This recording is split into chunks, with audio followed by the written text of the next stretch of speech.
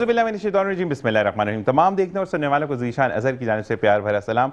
देखने वालों को ये कहेंगे कि ज़िंदगी में हम आपसे जुड़ते हैं, यानी पीर तर्जुमा हमारी आपकी मुलाकात होती है, लेकिन आज प्रोग्राम में डिफरेंस है। डिफरेंस ये है कि आज आप तक प्रोग्राम पहुँचाने में हमें खिदमत हासिल हैं वाइटल टी की। वाइटल टी जिनका कहना है कि वाइटल लाया सारिफीन के लिए इनामात की भरमार, अब होगी सबकी जीत with one big with vital, यानी वाइटल आपको दे रहा है बेहतरीन इनामात जिसमें शामिल है सारिफीन के लिए उम्रे का टिकट, अपना घर, सोने के सिक्के और मोबाइल फ़ोन्स जीतने के नादिर मौके।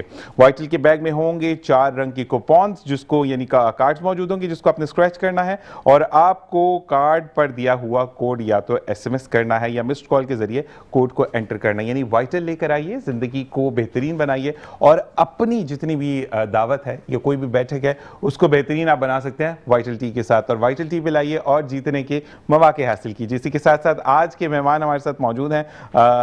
मैं के लिए ये कहूँगा कि जब आगाज़ हुआ मेरे दोबारा से टीवी पर कम बैक हुआ तो ये शो मौजूद करते थे, बेहतरीन अंदाज में मुझे गाइड करते थे।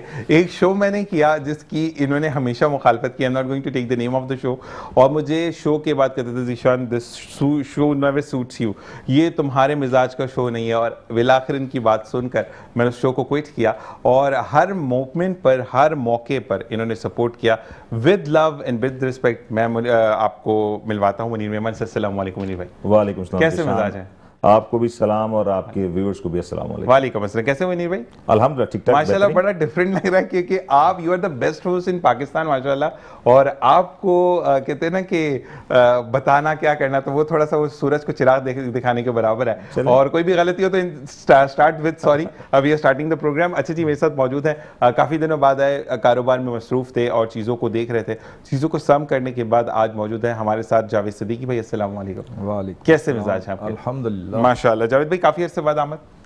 बस कुछ मसरूफियात चल रही थी, ऐसा चल रहा था कि बिजी काफ़ी थे। वाकई में चैनल पर भी मैंने कम देखा आपको। हाँ। और मसरूफियात वाकई में मुझे इस वक्त आपको पता है कारोबारी मसरूफियात भी बहुत ज़्यादा बढ़ गई हैं क्योंकि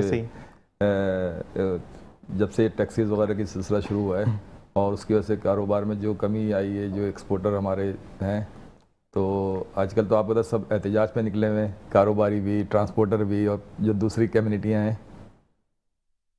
अच्छा, एक बात मैं कहूँगा कि हम सवाल करते हैं और तज्जिया हम लेंगे मुनीर मेमन भाई से। मुनीर मेमन भाई को ना हम न्यूट्रल रखते हैं, हम कोई इनसे सवाल ही नहीं करेंगे। मुनीर भाई you are just giving the answer और माशाल्लाह सीनियर आदमी है। ये मैं इनके लिए ये जरूर कहूँगा कि तमीज़ के, इखलाक के, पाकिस्तानी होने के साथ साथ झंडे को हाथ में लिए हुए इंडिया के प्लेटफॉर्म पर जाकर ये जो मात देकर आए हैं इंडिया को, तो मैं तो कहता हूँ कि मुनीर भाई लव यू फॉर दैट। और राफेल के साथ आपने उनकी सब कुछ ही गिरा दिया। राफेल तो हमारी पाक आर्मी एयरफोर्स ने गिराया, लेकिन आपने जो है ना काम कड़ो कर दिया। उस निशान जरूरी है। देखो बात यह है कि इंडिया की जो जीत होती है ना, ग्राउंड कभी भी नहीं हुई। अगर आप पाकिस्तान के क़याम में पाकिस्तान से लेकर अब तक देखो, इंडिया ने हमेशा एक नैरेटिव बिल्ड किया क्योंकि उनकी एक बड़ी इकॉनमी है, बड़ी वॉइस है, बड़ी पॉपुलेशन है, स्ट्रॉन्गर मीडिया है। तो ज़रूरत किस बात की थी कि आप एज ए पाकिस्तानी जाएं, एज ए न्यूट्रल जाएं और इंडिया को इंडिया के मेजर प्लेटफॉर्म से जाके आईना दिखाएं।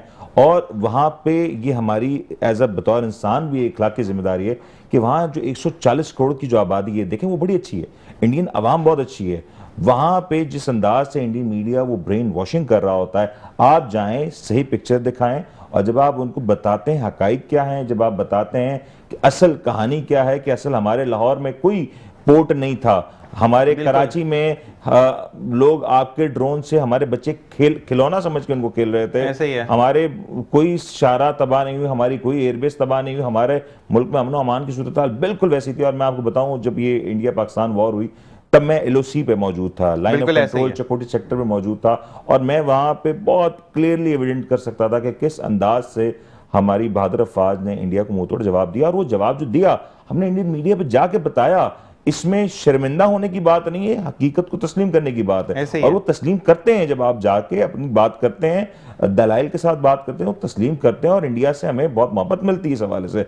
भले वहाँ पे एक बहुत बड़ा तबका ऐसा है जो पाकिस्तान से नफरत करता है, लेकिन वहाँ की जो अवाम है वो समझती है, बाशऊर है। और सेम लाइक पाकिस्तान की अवाम, जंगें एक हद तक होती हैं, दो मुल्क की अफवाज लड़ती है, लेकिन शायद दोनों मुल्क की जो अवाम है ना, वो जंग नहीं चाहती, वो अमन चाहती है, वो ट्रेड चाहती है, वो कारोबार चाहती है, वो एक्सचेंज ऑफ कल्चर चाहती है और वो होना चाहिए, और उसी को अगर हम कोशिश करते हैं कि फ़रोग दें, अच्छे अंदाज में दें, तल्ख अंदाज में ना दें। अच्छा, मैं एक चीज़ पूछूंगा फिर जावेद भाई आपकी तरफ आते हैं।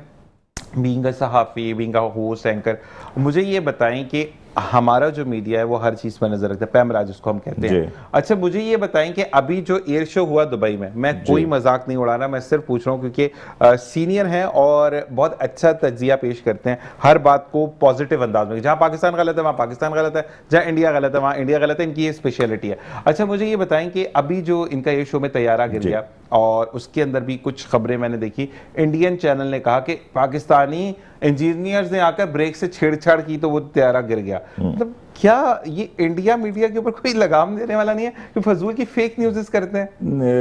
ज़िशान, बात यह है कि इंडियन मीडिया की इस हालत ये है कि दुनिया के बड़े बड़े जो ट्रांसपेरेंसी के इदारे हैं वो कह चुके हैं कि ये फेक न्यूज़ का हब है। और वहाँ पे जितना ज़्यादा प्रोपेगेंडा किया जाता है, इंडियन मीडिया ने अपनी क्रेडिबिलिटी को लूज कर दिया मुकम्मल तौर पे।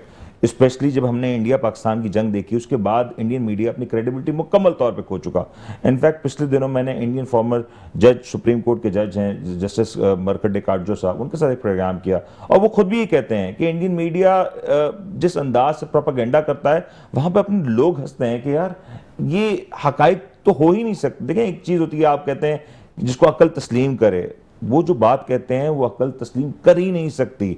आप प्रोपेगेंडा एक हद तक करते हैं, आप बोलते हैं, कोई सुनता है, लेकिन उसके बाद वाज़ेह हो जाता है कि वो झूठ है और उसको डाइसेक्ट करना फिर बहुत आसान हो जाता है किसी के लिए भी। और जो वहाँ एक जो अनफॉर्चुनेट इंसिडेंट हुआ था कि हम किसी के भी जानी नुकसान के ऊपर हम खुश नहीं होते, हम वो पाकिस्तानी कौम हैं जो किसी के दुख में साथ गमगीन होते हैं। हम हिंदुस्तान की तरह नहीं कि अगर हमारे बलुस्तान में आग लग रही हो तो वहाँ पे जश्न मनाया जा रहा हो, वहाँ पे शादियाने बजाए जा रहे हो। हम बहुत खुश नहीं होते, हम दुखी होते हैं जब वहाँ पे उनका कोई पायलट बेचारा मर जाता है, कोई हादसा हो जाता है।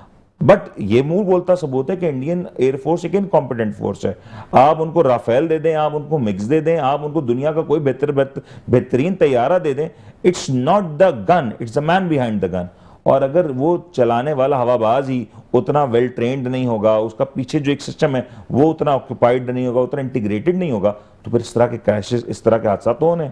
अच्छा जी, एक फिर जावेद भाई की तरफ आते हैं। आपके लिए एक कॉम्प्लीमेंट आया। फरीहा कहती हैं, अस्सलाम वालेकुम ज़ीशान भाई, बहुत बहुत शुक्रिया मुनीर भाई को दोबारा टीवी पर देखने का। बिल्कुल जी, उस चैनल से प्रोग्राम नहीं कर रहे, आप नहीं कर रहे ना प्रीवियस? नहीं, मैं डिजिटल मीडिया पर है। तो टीवी पर देखकर बहुत अच्छा लग रहा है और इनकी बातों से मैं बिल्कुल हर बात से मैं इनकी इत्तेफाक करती हूँ। लेकिन एक बात मैं इंडिया वालों को कहूंगी कि अगर तुम हिम्मत रखते हो तो मैं और पाकिस्तानी हम मुनीर मेमन भेजते जो कि सही तज्जिया करके आपके चैनल पर आपको खबरें देगा। क्या बात है आपकी? ऑफर वैलिड है, मैं तैयार हूँ जब बुलाना चाहें। जबरदस्त। अच्छा जी जावेद भाई, अब हम बात करते हैं महंगाई पर, ठीक है जी।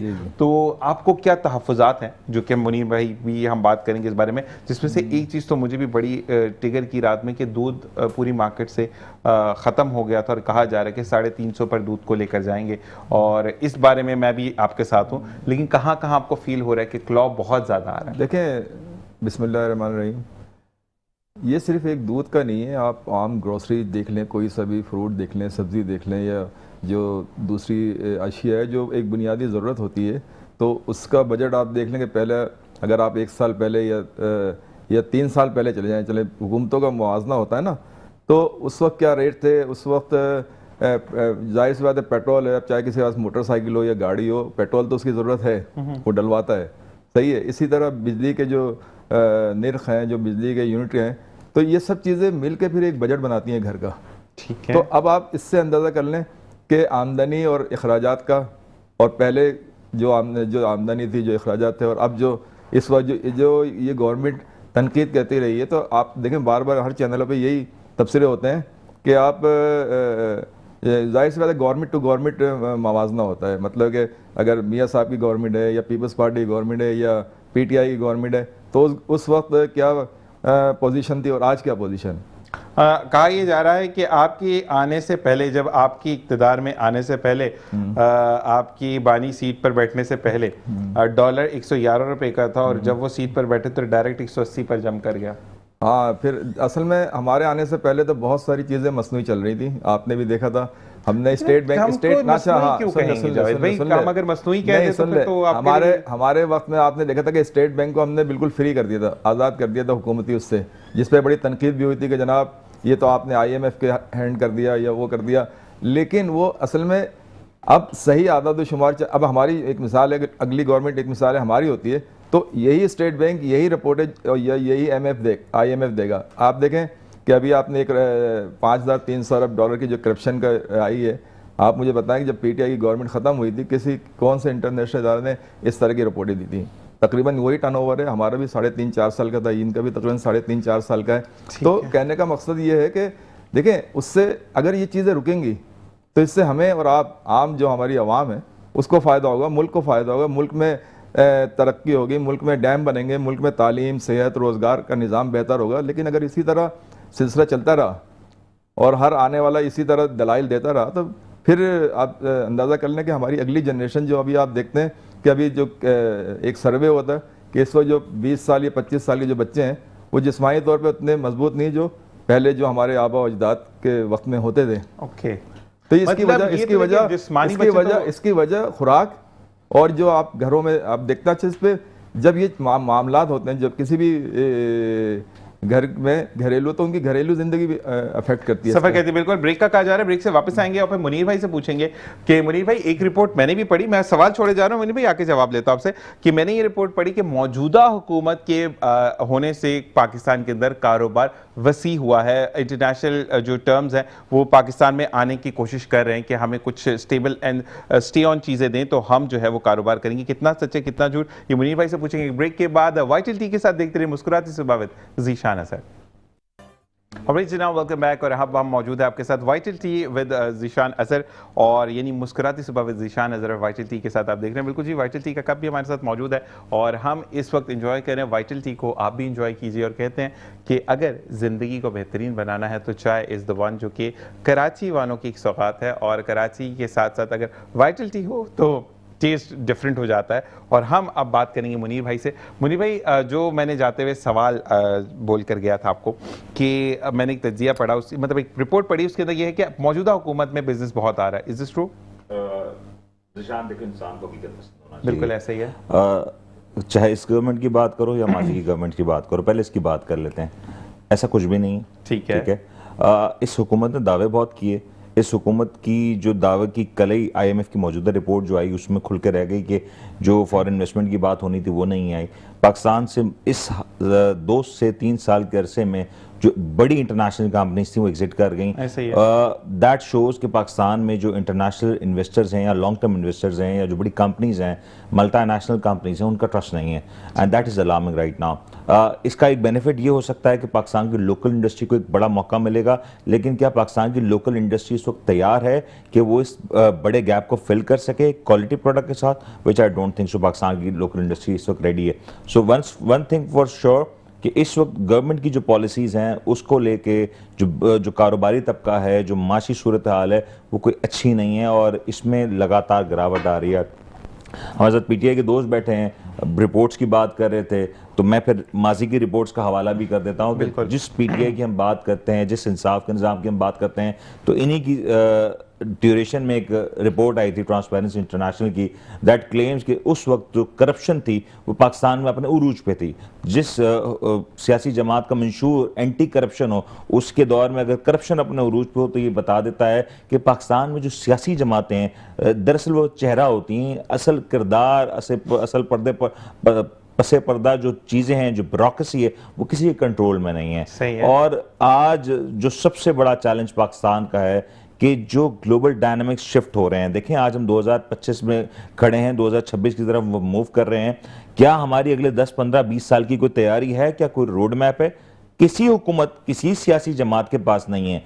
आज पाकिस्तान के पास जो बहुत बड़ी अपॉर्चुनिटी उसकी यूथ की है कि आज हमारा एक बहुत बड़ा तबका यूथ का है, मेजॉरिटी पॉपुलेशन यूथ की है।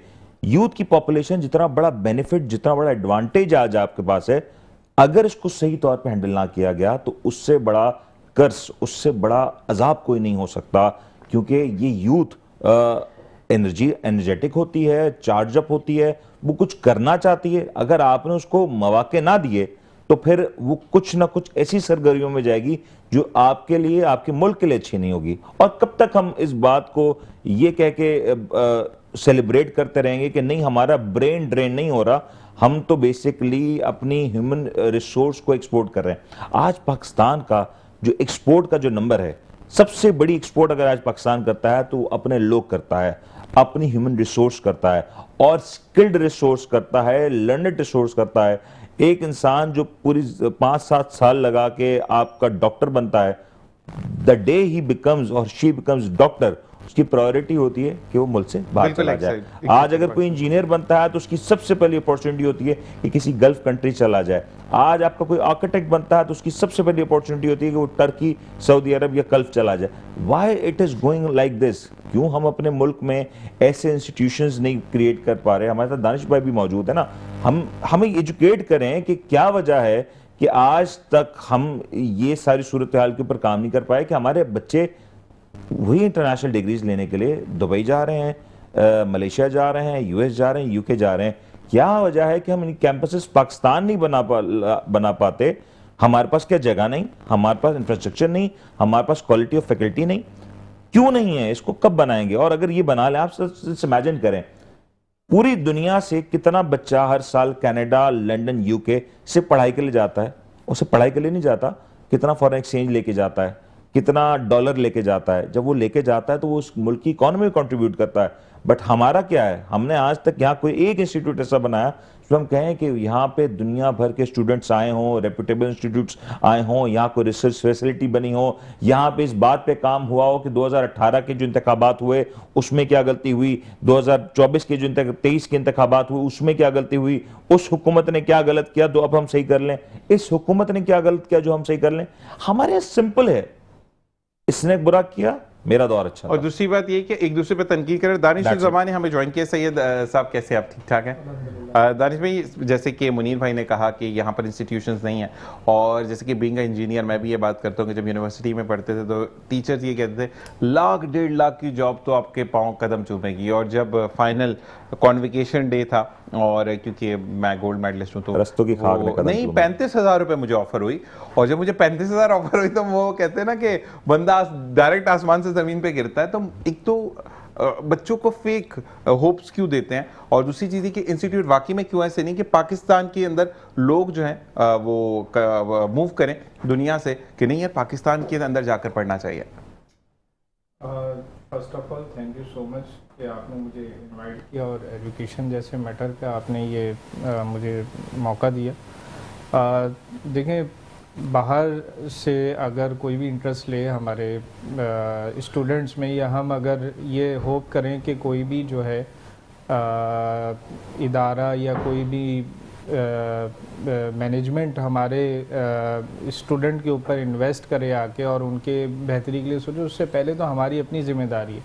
यानी फ़र्स्ट ऑफ ऑल हमें ये देखना पड़ेगा कि हमारा जो अपना स्ट्रक्चर है एजुकेशन का, क्या वो इतना सस्टेन करता है कि हमारे बच्चे इस पोजीशन पे आ सकें कि उन्हें मल्टीनेशनल कंपनीज़ या ऐसे इदारे ऑन बोर्ड लें और उनके अंदर वो एलिजिबिलिटी है या वो कॉम्पिटिटर्स हैं मौजूदा जो भी आपका दौर चल रहा है उसके, ताकि उन्हें उस हिसाब से जो है वो फिर अपॉर्चुनिटीज़ मिल सकें।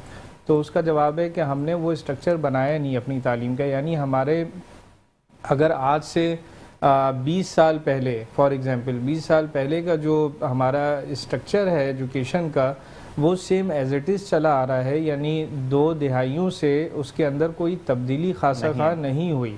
आप ये देखें कि हमारे अगर स्कूल लेवल की बात की जाए तो सबसे पहले जो आपके करिकुलम की ज़िम्मेदारी आती है वो आपके गवर्नमेंट की तरफ से आती है। गवर्नमेंट आपका करिकुलम डिसाइड करता है मैट्रिक बोर्ड का, तो उससे रिलेटेड जितनी आपकी बुक्स हैं, जितने आपके सिलेबस हैं, क्या वो जदीद दौर के हिसाब से हैं, क्या उनके अंदर वो तब्दीलियाँ लाई गई, क्या उसके ऊपर कोई ऐसी बहस की गई, ऐसे थिंक टैंक्स बैठाए गए।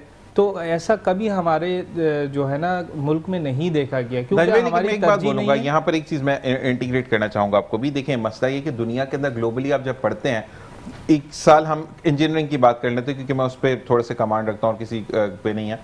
2 साल के बाद आपको इंटर्न करना जरूरी होता है। अच्छा, पाकिस्तान के अंदर क्या, ये तो डिग्री लेकर आओ, डिग्री 2 साल पुरानी होती है, बच्चा पढ़ रहा है उसकी डिग्री कैसे आएगी उसके पास? सबसे पहले तो इंटर्नशिप का यहाँ पे कोई कॉन्सेप्ट ही नहीं है। जब तक बच्चा इंडस्ट्री में जाकर उस चीज को एग्जामिन नहीं करेगा, बुक का तो सिर्फ 10% आता है, तो मैं भी गवाही देता हूँ कि आप जो 100% पढ़ते हैं 10% आप इंडस्ट्री में यूज करते हैं उसको, तो इंटर्न्स नहीं होंगे तो बच्चा कहाँ से सीखेगा?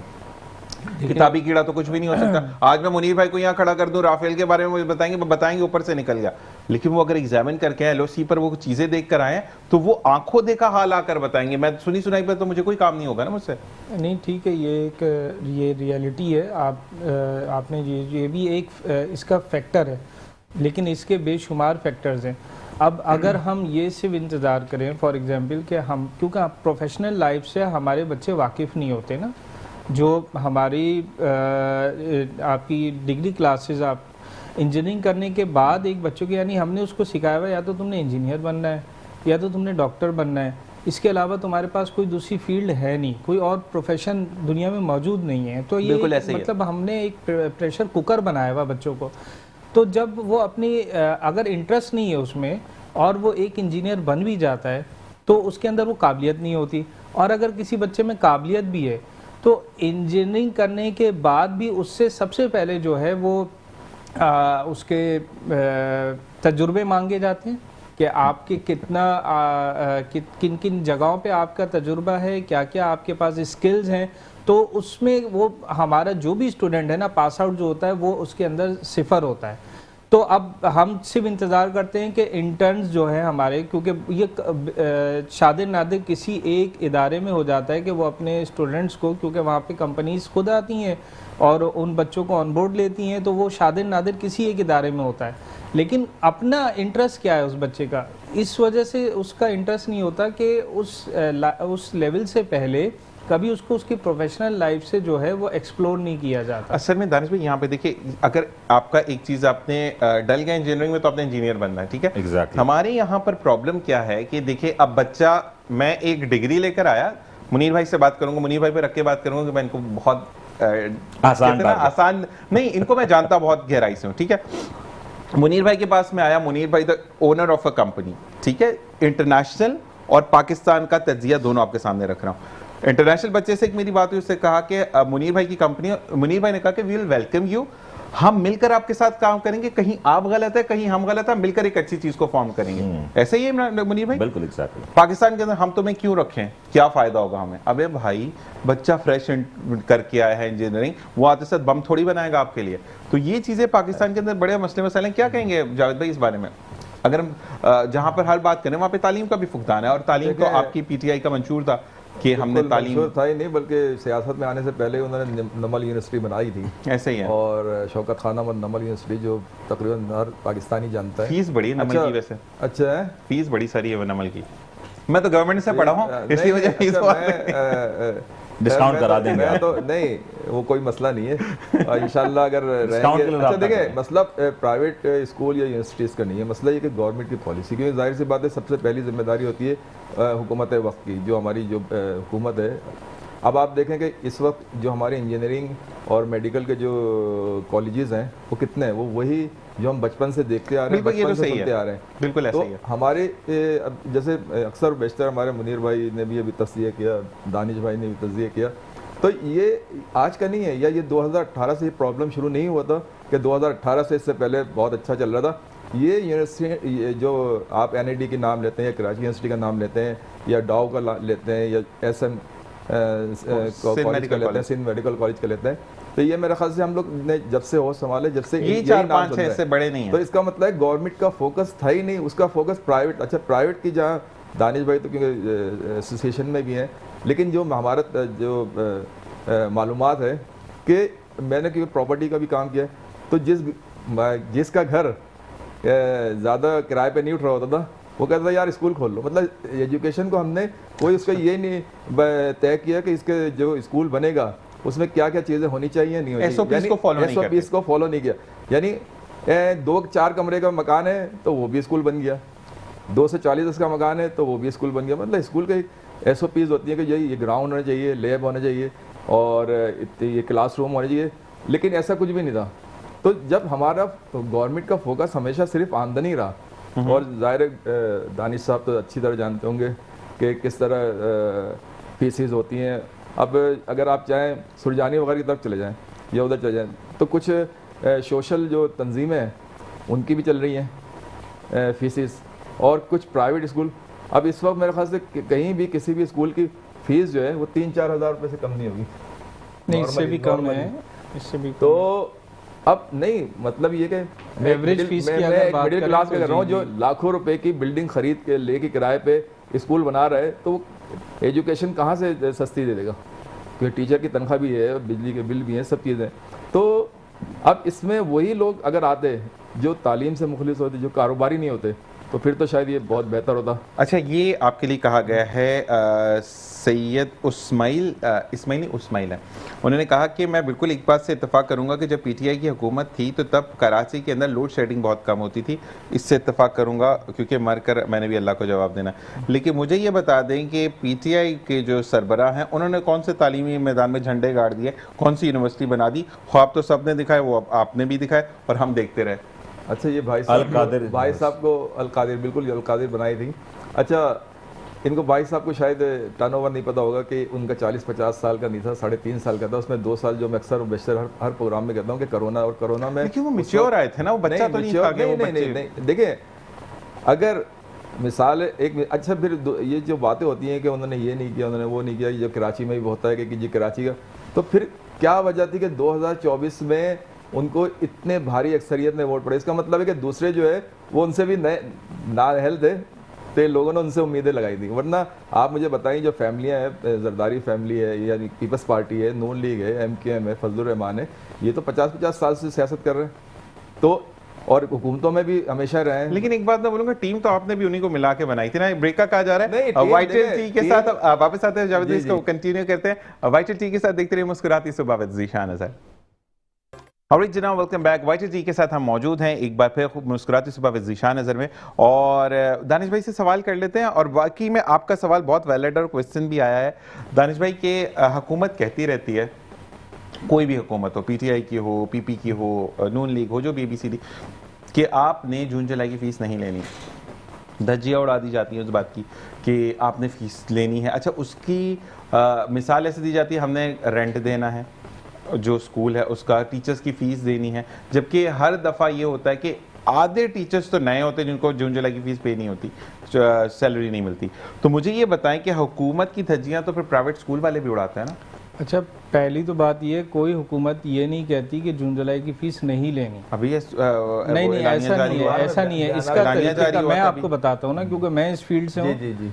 कोई भी इदारा, उसको आप बाउंड नहीं कर सकते कि आप अपनी फ़ीस चार्ज नहीं करोगे, ठीक है? उसका तरीक़ेकार, उसकी SOPs बनाई गई हैं। क्योंकि जून जुलाई में, मैं अब भी ये बात बोलता हूँ, ये भाई भी हमारे साथ मौजूद हैं, आज नहीं तो कल इन्होंने भी इक़्तिदार में आना है। जून जुलाई में स्कूलों को गैर ज़रूरी 2 महीने के लिए गैर ज़रूरी तौर पे बंद किया जाता है, ठीक है ना? आप 60 दिन के लिए, यानी जो कदीम ज़माने से चला आ रहा एक सिस्टम है, आप 60 दिन के लिए तालिब इल्मों को घर पे बिठा देते हैं, असातिज़ा को घर पे बिठा देते हैं। उनके तालीमी इदारे जो उन्हीं की फ़ीस से जो है वो चल रहे होते हैं। 90% तालीमी इदारे रेंटेड बिल्डिंग्स पे होते हैं, यूटिलिटीज़ उनकी प्रॉपर आती हैं, टीचर्स उनके पास होते हैं। तो आप उन इदारों को जो है उनको प्रॉपर बंद कर देते हैं, तो उनको गैर ज़रूरी तौर पे 2 महीने के लिए बंद किया जाता है। ये मैं अब भी ये आपके प्लेटफॉर्म से बात करूँगा कि इसको रिव्यू किया जाना चाहिए, और ये जो 2 महीने की गैर ज़रूरी छुट्टियाँ हैं इसको कम किया जाना चाहिए। इसका मुख्तलिफ शेड्यूल हो सकता है।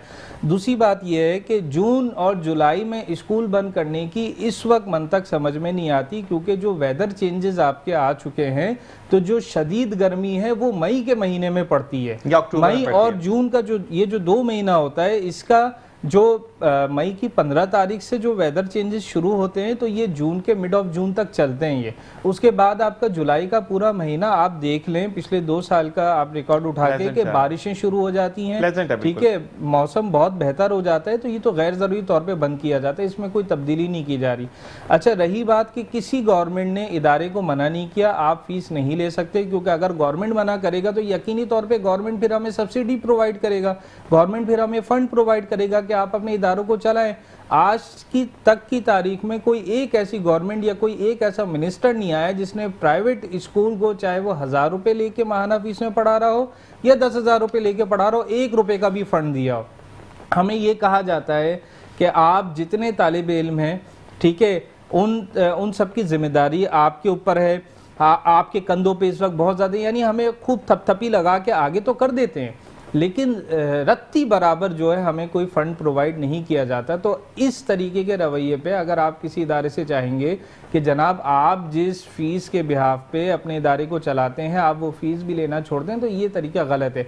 अच्छा, इसके SOPs क्या हैं जून जुलाई फीस लेने के, कि आप जनवरी से लेकर आपका मई तक का जो महीना है, आप इसमें पेरेंट्स को आप मौका दें, ये 5 महीने के अंदर पेरेंट अपनी सहूलत से जिस महीने में जून की फी जमा कराना चाह रहा है जमा कराए, और जिस महीने के साथ जुलाई की फी जमा कराना चाह रहा है वो जमा कराए।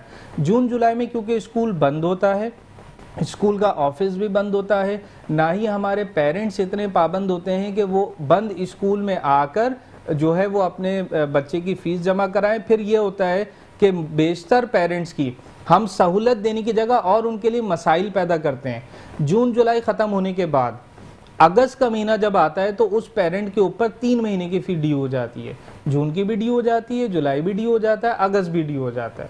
तो इसलिए ये SOPs बनाई गई हैं कि जनवरी से मई का महीना, ये जो 5 महीने हैं, इसमें जिसमें पेरेंट को सहूलत है वो उस महीने में अपनी जून और जुलाई की फ़ी जमा करवा सकता है। लेकिन फिर मैं वही बात कहूँगा कि गैर ज़रूरी जून जुलाई में स्कूल को बंद किया जा रहा है, इसको ख़त्म किया जाना चाहिए। हम इसके फेवर में नहीं, बच्चे नहीं, जून जुलाई बच्चों की तो बात ही नहीं ना, बच्चा कहलाता ही इसीलिए कि कम अकल होता है, ऐसा ही है। लेकिन यहाँ पे जो आपकी गवर्नमेंट बैठी है ना, ये उसका काम है कि आप 2 महीने की छुट्टी को कम करके 1 महीना कर। बिल्कुल जी। मुनीर भाई कह रहे हैं कि कोई एलानिया जारी नहीं हुआ, मैंने जी बिल्कुल दानिश भाई अगर गुस्सा ना हो तो, नाराजगी माफ, इस पूरे सेटअप को हल करने का बहुत आसान तरीका है और बहुत ही आसान तरीका है। मुझे सिर्फ ये बता दें, मैं आवाम से सवाल पूछता हूँ कि आप जो अपने बच्चों की फीसिस जमा कराते हैं वो क्या कैश जमा कराते हैं या बैंक अकाउंट्स में कराते हैं? बैंक अकाउंट्स में होती हैं अब तो, मेजॉरिटी नहीं होती है, मेजॉरिटी नहीं होती। ये ज़्यादातर फीस कैश जमा की जाती हैं। बिल्कुल, कैश जमा जब की जाती हैं तो उसका कोई रिकॉर्ड नहीं होता, और जब कोई रिकॉर्ड नहीं होता तो पैसा कहाँ जा रहा है, किस काम में लग रहा है, नेशनल इंटरेस्ट में लग रहा है या नहीं लग रहा, मुझे कैसे पता चलेगा? सबसे बड़ा मेरा जो कंसर्न है कि इस पूरे जो सिस्टम है उसका ऑडिट होना चाहिए, ट्रांसपेरेंसी होनी चाहिए, और जो फी बाय कैश लेने का जो निज़ाम है उसको मुकम्मल तौर पे ख़त्म होना चाहिए। ज़बरदस्त। एक चीज़ जब ये हो जाएगा तो फिर स्कूल को पता चल जाएगा कि उसके एक्सपेंसेस क्या हैं, और जो स्कूल जब आप एडमिशन के लिए जाते हैं तो आपसे फॉर्म सबमिट कराया जाता है कि आप क्या करते हैं, बच्चे से पूछा था आपके वालिद क्या करते हैं, उनकी ऑक्यूपेशन क्या है, इनकम कितनी है, दिन कितने हैं, ठीक है, सब पूछा जाता है। वो क्यों पूछा जाता है? ताकि असेस किया जा सके कि एडमिशन देने का टाइम, इस बच्चे को जब एडमिशन देंगे हमारे अखराजात ही बर्दाश्त कर सकेगा या नहीं। मुझे बताएं कि क्या आज तक किसी स्कूल ने अपनी एनुअल रिपोर्ट शाया की है? क्या स्कूल की जिम्मेदारी नहीं है कि वो अपना एनुअल अकाउंट्स पब्लिक करे और उसको उन पेरेंट्स को दे के ताकि पता चले, पता तो चले स्कूल प्रॉफिट।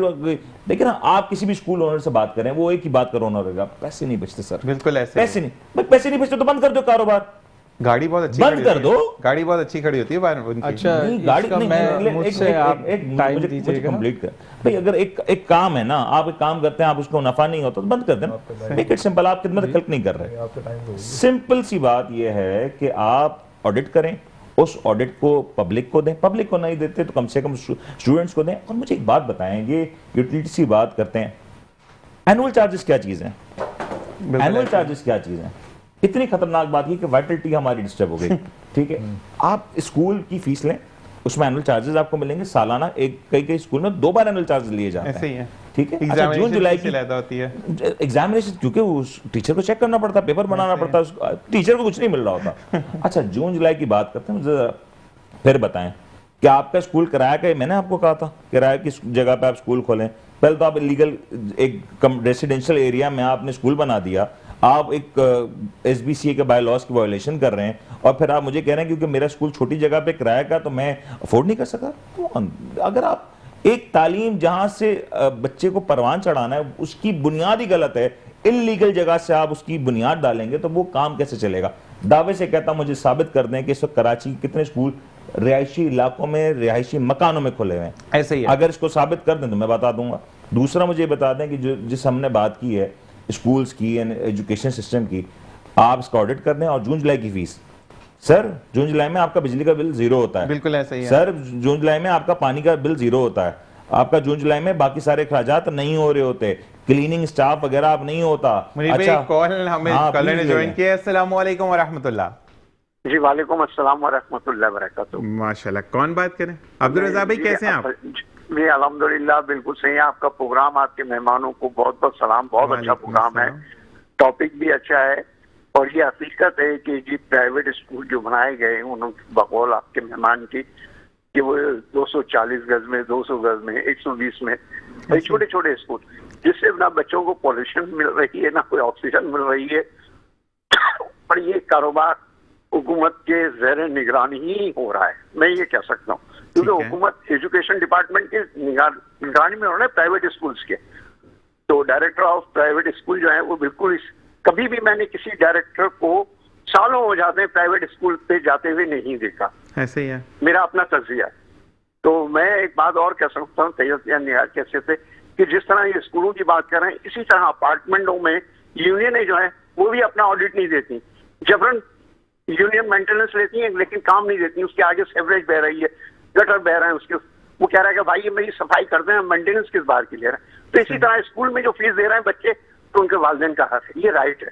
और ये बहुत अच्छी बात की है इन्होंने, और इस पे हुकूमत को सर जोड़ के बैठना होगा कि हम प्राइवेट स्कूल की हालत इज़्ज़त करें, एक यूनिफॉर्म करें, एक कल्चर बना दें।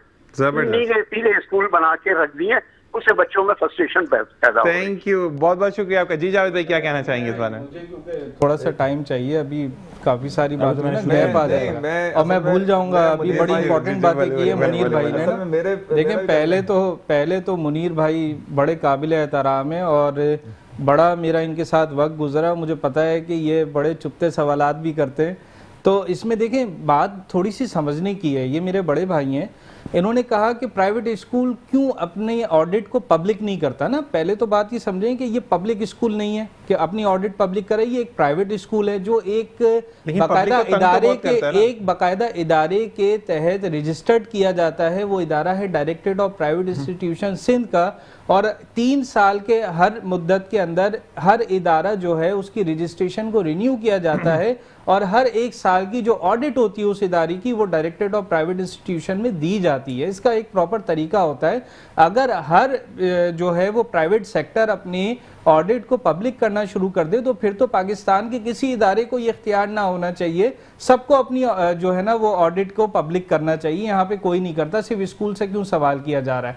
दूसरी बात यह है कि भाई आपने बात की आपने बात की कि स्कूलों को आप बंद कर दें अगर आपके पास प्रॉपर इंफ्रास्ट्रक्चर नहीं है, और हम जो है वो इलीगल तौर पे रेसिडेंशियल बिल्डिंग पे स्कूल जो है वो चलाते हैं। लेकिन देखें बात ये, मुनीर भाई मैं आपसे सवाल करता हूँ ना, आपने कहा कि आप रेसिडेंशियल में क्यों चलाते हैं। मैं आपसे पूछता हूँ, कराची ये इस वक्त हमारे सिंध के जितने आपके कराची के डिस्ट्रिक्ट्स हैं, क्या इनके स्ट्रक्चर में स्कूल जोन्स नहीं आते? तो कितने जोन्स हैं, कितने एरियाज हैं जो प्राइवेट स्कूल्स के लिए या इदारों के लिए या स्कूल्स के लिए दिए गए? मतलब स्कूल जोन तो कोई है ही नहीं ना हमारे पास। हर बात आपकी मानी। अब अगर वो जगह नहीं है कि तो आपने स्कूल कहाँ बच्चे को खोले ग्राउंड जाएंगे? प्रोवाइड करना, ग्राउंड आपके किसी स्कूल में नहीं है, सर, आप लोग फीस ये- आपकी पता है। जज भाई क्या कहना चाहेंगे लास्ट में? मैं आपको ये बात कर दूं, देखें आजकल की अगर प्रैक्टिकल बात की जाए ना, हमारे बच्चे सिर्फ खेलते कूदते हैं, तालीम की कमी है। तो अगर आपका एक इदारा प्रॉपर तरीके से एक अच्छे करिकुलम के तहत पढ़ा रहा है तो मेरे लिए ये गैर जरूरी है कि उस इदारे को आप डिमांड करें कि आप ग्राउंड भी प्रोवाइड। अगर आपको यही चीजें चाहिए, आप देखें मिलके चलते हैं ना, म्यूचुअल अंडरस्टैंडिंग से मसला हल होता है। आप गवर्नमेंट को कहें कि वो हमें अच्छी जगहें दे, हम उसको प्रॉपर जो है वो तालीमी निज़ाम देंगे, प्रॉपर असातिज़ा देंगे, प्रॉपर क्या कहना चाहिए कि लास्ट मिनट है, मैं जावेद भाई को सुनना जी। बहुत आपने बेटा टाइम ले लिया। असल में देखें, अगर आप 73 के आइन में देखें उसमें मैट्रिक तक एजुकेशन फ्री है 73 ऐसे के ही आइन है। के मुताबिक, और उस वक्त जाहिर सी बात है प्राइवेट का इतना जोर नहीं था, सरकारी स्कूल थे। आप देखें उस वक्त असातिज़ा जो थे कितने अपने स्टूडेंट्स से मुखलिस होते थे, वो चाहते थे कि ये पढ़ लिख जाए किसी तरीके से, उसके लिए वो एक्स्ट्रा क्लासेस भी लेते थे। सही है। अच्छा, अभी जैसे मुनीर भाई ने कहा कि जैसे स्कूल में जाते हैं या हॉस्पिटल में आप जाते हैं तो पहले वो आपसे पूछते हैं क्या काम करते हैं, ताकि उसी हिसाब से आपका बम फाड़ा जाए आपका। बम फाड़ा जाए, ये जो भी हो जाए। तो कहने का मकसद ये है। अच्छा, फिर मैंने एक अपना तजुर्बा बता रहा हूँ कि ऐसे कोरोना में जब एक स्कूल से फीस लेते थे, क्योंकि 2.5-3 महीने इंडस्ट्री बन रही थी, ज़ाहिर है जो प्राइवेट काम करते थे या जो रोज़ाना की उजरत वाले थे वो नहीं दे सकते थे, तो वो उसको मैंने खुद हैंडल किया था। और सखीसन पे अगर आप कहेंगे तो उस स्कूल का नाम भी ले देता हूँ, सही है ना, अगर नाम नहीं लेते हैं, लेकिन वो प्राइवेट स्कूल था और बड़ा मशहूर स्कूल है, कोई अननोन स्कूल नहीं है। जब हमने वहाँ से बात की तो उन्होंने कहा जनाब आप उधर चले, हम डायरेक्टर प्राइवेट स्कूल जो सरकारी जो डायरेक्टर हैं उनके पास गए, और आपको पता है कि 10% प्राइवेट स्कूल की ये बाय लॉज में शामिल है कि 10% आप फ्री बच्चों को पढ़ाना करेंगे। अब आप मुझे बताएं किस स्कूल में 10% बच्चे फ्री। अच्छा, फिर मैंने उनसे कहा कि आप ये जो फ्री वाले हैं ये किस तरह, उन्होंने मुझे एक लिस्ट दी कि जनाब ये उसके वालिद काम क्या करते हैं, नहीं करते, उसके वालिद साहब हैं या नहीं है, उनके चचा अगर उनको सपोर्ट कर रहे हैं तो वो चचा क्या करते हैं, मतलब इतनी तवील फहरिस्त थी। मैंने कहा इससे बेहतर है कि वो बोलेगा यार इनको फीस दे दो कहीं से लेके, वो ज़्यादा बेहतर है बजाय बच्चों को फ्री पढ़ाने के। मतलब हमारे यहाँ चाहे वो इंसाफ के तकाजे हों, चाहे वो एजुकेशन हो, चाहे वो मेडिकल हो, वो इतनी सख्त वहाँ कवानीन कर दिए हैं कि बंदा कहता है कि यार किसी से उधार पकड़ के इसको दे दो, वो बेहतर है बजाय इसके कि इनकी जो रिक्वायरमेंट है वो पूरी की जाए, कि सब चीज़ें दी जाए। चचा क्या करते हैं, मामू क्या करते हैं। अच्छा जी, यहाँ पर सेशन एंड हुआ। तो बहुत ये कोविड का मैं एक बात ऐड करूंगा। कोविड नहीं है, ये हुकूमत का मसला है। कोविड में मैं मुनीर भाई के शो में मैंने बहुत कोविड में पार्टिसिपेट किया।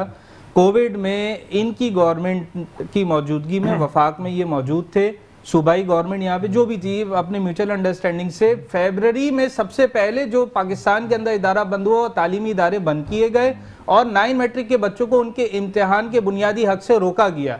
2 साल तक उन बच्चों को सिर्फ प्रोमोट किया गया 9 मैट्रिक के अंदर। इतना बड़ा जुल्म हुआ इन बच्चों के साथ कि उन्होंने इम्तिहान नहीं दिया, उनके इदारे बंद रहे। नहीं, ऑनलाइन का तो कोई स्ट्रक्चर नहीं था, ऑनलाइन का कोई स्ट्रक्चर नहीं था, इंटरनेट की फैसिलिटीज हमारे सारी चीजें पूरी दुनिया में चल रही थी।